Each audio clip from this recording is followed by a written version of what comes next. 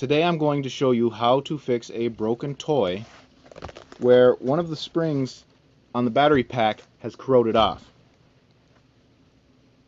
I've been doing this with my kids' toys for the longest time.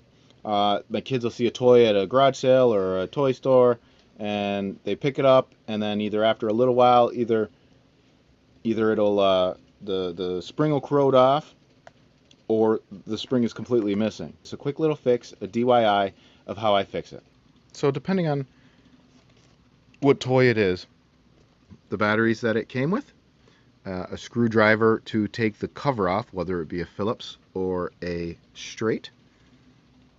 If you can find the spring that was in there, great. If not, you can just ball up, which we're going to put around the spring, some tin foil. Very easy DIY. Only things you need. And the toy, of course. This is a toy that we've had for a while. We've had it through all our babies, and it's been ultra fun. You open it up, it tells the story of each one of these. And we weren't planning on having any other kids, and this was put away in a box that was being sent away. And when we surprisingly, ta-da, had a baby, we started getting all the toys out. So, like most people, I'm sure we went in and checked the batteries. When there was no batteries in there, which was okay.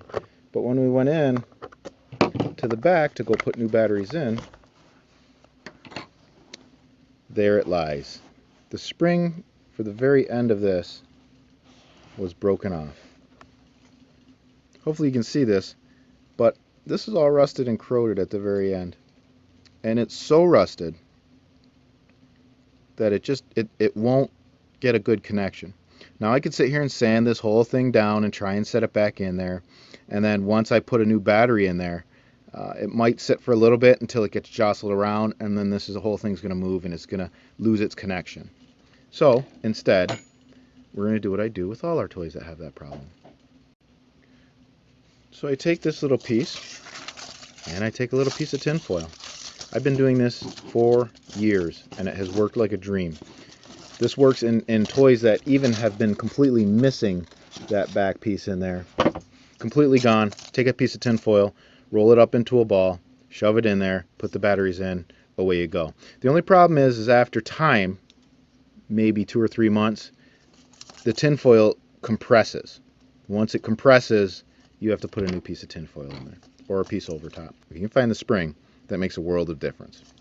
So we just put the spring in there. I rip off a piece of this tin foil, so it sits just about 1 inch by 1 inch. For you Canadians, 2.5 centimeters by 2.5 centimeters, roughly. And then you just wrap it up.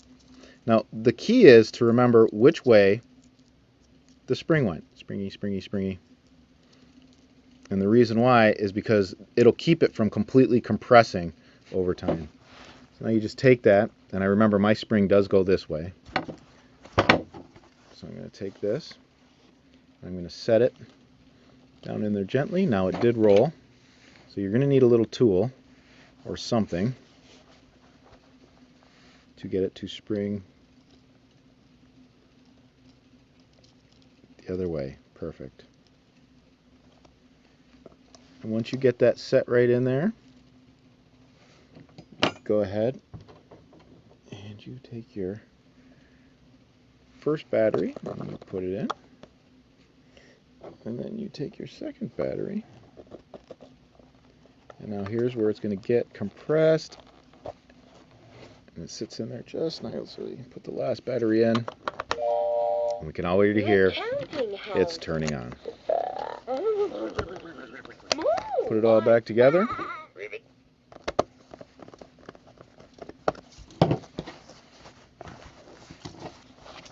And our counting house is back.